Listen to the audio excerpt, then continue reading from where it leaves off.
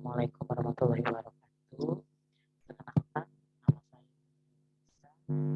mahasiswa dari Pendidikan Universitas Pendidikan Indonesia dengan jurusan Teknik Elektro dari Fakultas Pendidikan Teknologi dan Kejuruan. Di sini saya akan menerangkan tentang salah satu materi fisika mengenai energi terbarukan, yaitu pembangkit listrik tenaga surya atau biasa disingkat dengan PLTS. Nah, pengertian dari PLTS sendiri adalah salah satu energi terbarukan yang menggunakan energi matahari diubah menjadi energi listrik, di mana energi matahari ini bersifat tak terhingga atau tidak akan habis, sehingga tidak adanya sebuah risiko yang nantinya energi tersebut akan cepat habis. Seperti itu, teman-teman. Nah, ini merupakan gambar realnya, gambar yang sebenarnya dari sebuah panel surya. Seperti itu. Nah, kalau ini merupakan sebuah pemasangan panel surya yang ada di Indonesia, tepatnya yang berada di Bandara Soekarno-Hatta atau biasa dikenal sebagai Bandara Cengkareng. Nah, kalau pada gambar yang kedua ini adalah pemasangan panel surya yang ada di perumahan, seperti teman-teman. Nah, panel surya juga dikatakan sebagai salah satu energi terbarukan yang bersifat ramah lingkungan. Kenapa? Karena panel surya ini menjadi salah satu solusi untuk menguranginya emisi gas karbon atau yang sering ditimbulkan oleh efek rumah kaca yang menyebabkannya pemanasan global semakin tinggi, seperti itu, teman-teman. Nah, pada PLTS pun mempunyai prinsip kerjanya yang biasanya itu menggunakan konsep fotovoltaik. Fotovoltaik sendiri yaitu merupakan sebuah konsep di mana cahaya matahari akan dikonversi secara langsung menjadi listrik melalui sel surya. Nah, sel surya ini nantinya digunakan untuk menangkap cahaya dari matahari yang mengandung foton. Nah, foton itu apa sih? Foton itu adalah satuan terkecil dari tenaga surya yang bisa ditangkap oleh sel surya. Foton yang menabrak akan mengalami proses yang pada akhirnya menyebabkan munculnya pada sel surya tersebut. Jadi, secara singkat, prinsip kerja dari panel surya itu yang pertama, cahaya matahari akan ditangkap oleh panel surya. Nah, di sini nanti di panel surya ini akan diproses gitu, dari energi cahaya matahari ini diubah menjadi energi listrik, seperti itu, teman-teman, dan menggunakan konsep kerja berupa fotovoltaik. Nah, di fotovoltaik inilah nanti diubah energi tersebut begitu dengan menggunakan foton. Kan foton itu merupakan satuan terkecil dari tenaga surya. Nah, nanti si foton inilah yang akan mengubah energi cahaya matahari menjadi energi listrik, tapi dengan catatan hasil energi listrik yang dihasilkan oleh sel surya ini masih bersifat searah atau direct current atau biasa disingkat sebagai arus DC. Nah, dari hasil energi listrik yang udah dihasilkan oleh panel surya ini akan direlasikan gitu atau dikirimkan misalkan ke PLN atau ke inverter gitu, yang nantinya akan dirubah arus listriknya menjadi arus bolak-balik gitu atau biasa disebut alternative current atau disingkat AC, arus AC. Nah, baru dari sini akan disalurkan misalkan ke perumahan, gedung, atau wilayah industri. Nah, seperti itu, teman-teman, untuk prinsip kerjanya. Nah, lanjut, ini ada contoh pemasangan panel surya ya. Nah, kalau ini pemasangan panel surya biasanya pada perumahan di bagian atapnya. Nah, kalau ini tuh ada inverter.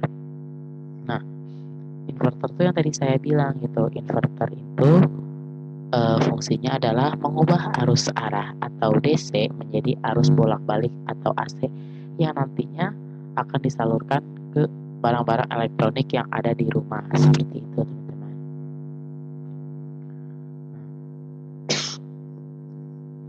Lanjut, kita akan bahas tentang efek fotovoltaik. Pertama-tama, efek fotovoltaik ini ditemukan oleh salah satu ilmuwan atau ahli fisikawan yang berasal dari Prancis bernama Alexander Edmund Becquerel. Efek voltaik ini ditemukan sekitar pada abad ke-18 tahun 1839, teman-teman. Nah, Alexander Edmund Becquerel ini sering juga disebut sebagai Bapak sel surya, seperti itu. Nah, balik lagi ke efek fotovoltaik. Sebelumnya, pengertian dari efek voltaik sendiri juga merupakan sebuah fenomena fisika di mana energi cahaya datang yang mengenai permukaan sel surya akan diubah menjadi energi listrik.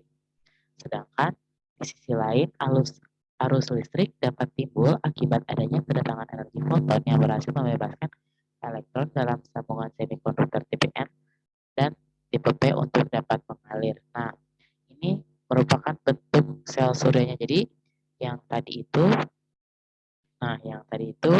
ini kan panel suryanya. Nah, ini yang kecil-kecil itu disebut sel surya, seperti itu, teman-teman. Nah, di sel surya ini terdapat dua tipe, yaitu ada semikonduktor tipe N dan semikonduktor tipe P gitu. Nah, disinilah proses di mana cahaya matahari akan diubah menjadi sebuah energi listrik, seperti itu, teman-teman. Nah, di sini pun diubahnya itu oleh si foton itu gitu, seperti itu, teman-teman. Untuk pembahasan tentang efek fotovoltaik. Nah, lanjut ada tentang pemanfaatan panel surya. Di sini saya hanya mengungkapkan 3 manfaat saja intinya.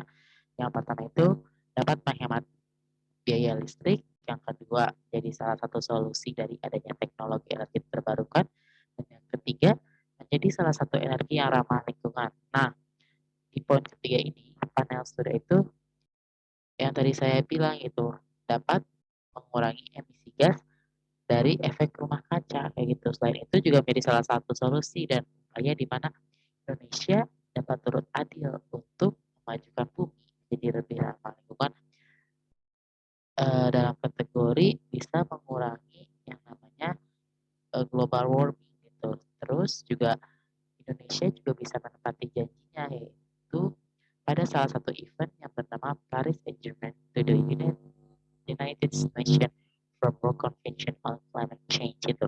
Ini tuh merupakan salah satu acara atau perjanjian di mana bumi itu harus menjadi lebih baik gitu, atau bumi itu harus menjadi lebih hijau gitu, seperti itu gitu kan. Nah, terus lanjut ada bagian tentang jenis-jenis konfigurasi PLTS atau jenis-jenis pemasangan dalam PLTS. Nah, di sini tuh ada 3 jenis. Yang pertama ada on grid, ada off grid, dan yang terakhir ada hybrid. Kita akan membahas yang pertama tentang on grid. PLTS on grid. Nah, pengertiannya yaitu merupakan sebuah sistem di mana terhubung atau terkonektivitasnya dengan jaringan listrik PLN. Nah, di PLTS on grid ini pun mempunyai sebuah konsep atau skema yang bernama load sharing. Nah, maksudnya itu gini, teman-teman. Pertama kan sama ya kayak prinsip umum tentang panel surya gitu, kayak cahaya matahari ditangkap oleh panel surya dan akan diubah menjadi energi listrik. Nah, energi listrik ini kan masih bersifat arusnya tuh searah ya atau DC gitu.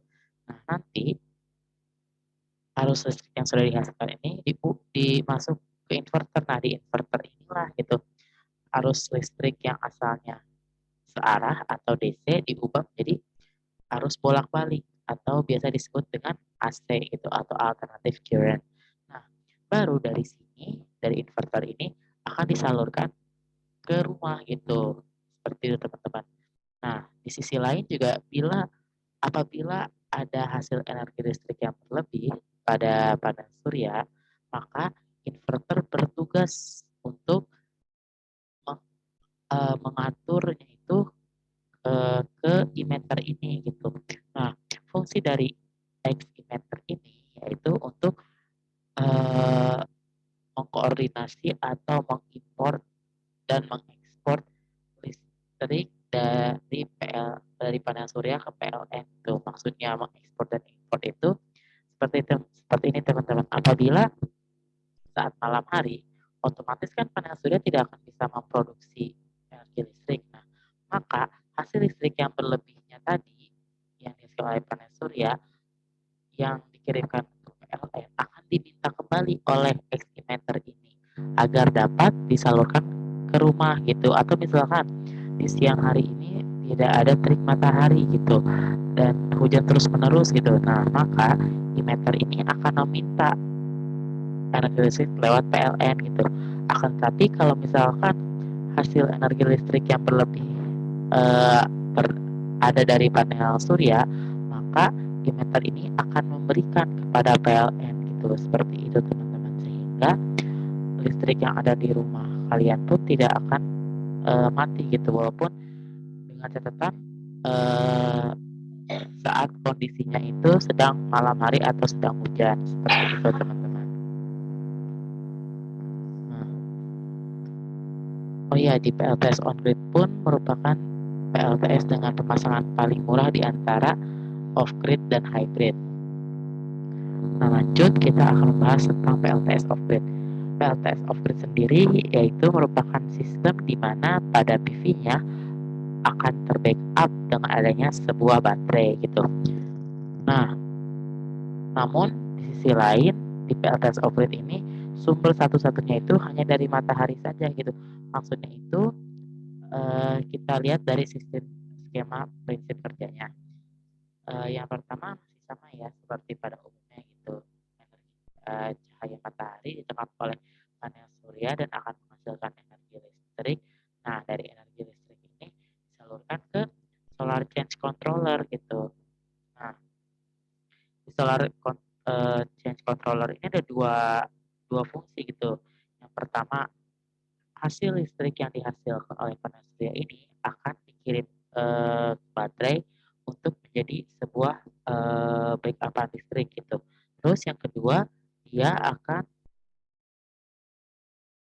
menyalurkan energi listriknya melewati inverter gitu yang akan diubah dari arus DC ke AC dan langsung disalurkan ke perumahan gitu. Nah, energi listrik yang dis, energi listrik yang dihasilkan atau yang ditampung di dalam baterai ini akan digunakan apabila saat malam hari dan apabila jika panel surya itu tidak dapat berproduksi gitu, misalkan ya tadi kayak saat malam hari atau misalkan saat sedang hujan gitu, seperti itu, maka baterai inilah yang akan digunakan oleh inverter sebagai backup itu agar dapat disalurkan kepada rumah kita gitu, sehingga alat elektronik kita pun tidak akan padam seperti itu. Namun di PLTS off-grid sendiri pun biayanya cukup mahal karena perawatannya yang tidak mudah, terus durasi baterainya pun hanya sampai 2 atau 3 tahun lamanya, sehingga jika pada saat masa baterainya habis harus memerlukan pergantian baterai kembali kayak gitu. Lanjut ada yang namanya PLTS hybrid atau saya suka bilang sebagai kombinasi antara PLTS on grid dan PLTS off grid. Pengertiannya sendiri yaitu sebuah sistem di mana pergabungan antara berbagai sumber daya listrik, misalnya panel surya, baterai, dan PLN. Gitu. Penggunaan energinya juga terhadap beban itu relatif stabil untuk berbagai kondisi karena sistemnya saling terhubung antara sumber energi satu dengan yang lainnya. Maksudnya itu kita bisa lihat pada skema prinsip kerjanya ya. Yang pertama ini masih ya seperti prinsip kerja panel surya pada umumnya, jadi cahaya matahari ditangkap oleh panel surya dan dihasilkan energi listrik, lalu energi listrik ini masuk ke inverter yang mana yang sebelumnya itu energi listrik masih berupa arus arah atau DC diubah menjadi arus AC atau arus bolak-balik gitu. Nah, di inverter ini sendiri pun dia akan menyalurkan ke 3 jalur gitu. Yang pertama, dia akan langsung menyalurkan ke rumah gitu, ke barang-barang elektronik yang ada di rumah. Nah, terus dia juga akan menyalurkan ke baterai apabila ada energi listrik yang berlebih sebagai sebuah backup-an, dan tentu dia juga akan menyalurkan ke PLN lewat X-emitter apabila masih ada energi listrik eee, yang berlebih gitu. Sehingga apabila, saat panel surya ini tidak bisa berproduksi, misalnya pada malam hari atau saat hujan gitu, dan atau tidak ada terik matahari yang mencukupi, maka yang pertama yang pertama diminta itu bukan dari baterai dulu, akan tetapi yang diminta itu dari PLN dulu gitu. Dari PLN ini akan diminta oleh emitter, baru dia akan memberikannya kepada rumah gitu. Nah, baterai ini digunakan hanya untuk pada saat eh, keadaan darurat, misalnya saat malam hari gitu. Terus PLN sedang gangguan atau sedang aliran gitu. Nah, baterai inilah yang akan digunakan gitu sebagai backup satu-satunya agar rumah kita tidak ikutan padam gitu, seperti itu teman-teman. Namun di PLTS hybrid ini juga perawatannya lebih mahal gitu, seperti itu teman-teman. Nah, di PLTS hybrid ini juga sangat direkomendasikan untuk area yang memerlukan kondisi listrik yang stabil dan backup listrik. Nah, di sini juga saya membuat sebuah bagan perbandingan atau perbedaan tentang PLTS on-grid, off-grid, dan hybrid. Yang pertama dalam PLTS on-grid, sistemnya memungkinkan untuk tetap terhubung dengan jaringan PLN. Sedangkan pada PLTS off-grid memiliki baterai sebagai penyimpan energi. Tetapi pada hybrid, sistemnya itu menggabungkan energi listrik dari berbagai sumber energi, misalnya seperti tenaga surya, baterai, dan PLN secara real time. Lanjut, untuk yang kedua, pada sistem on-grid menerapkan sebuah prinsip atau skema load sharing atau biasa disebut dengan jaringan PLTS yang terintegrasi untuk melengkapi kebutuhan listrik. Nah, yang kedua, yang terus pada off-grid itu energi surya sebagai satu-satunya sumber utama di mana energi tersimpan di dalam baterai. Yang pada hybrid menggunakan penggunaan energi terhadap beban relatif stabil untuk berbagai kondisi karena sistemnya saling terhubung antara sumber energi satu dengan yang lainnya. Dan yang terakhir, pada sistem on-grid berfungsi sebagai penghematan penggunaan listrik dari PLN, apalagi untuk penghematan itu di perumahan. Nah, kalau di off-grid berfungsi untuk area yang menjadikan energi surya sebagai sumber energi listrik. Misalnya pada area yang tidak terkoneksi PLN.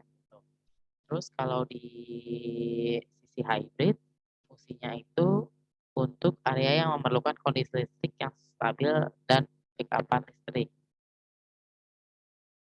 Mungkin sekian dari penyampaian saya tentang PLTS ini. Mohon maaf bila ada kesalahan. Assalamualaikum warahmatullahi wabarakatuh.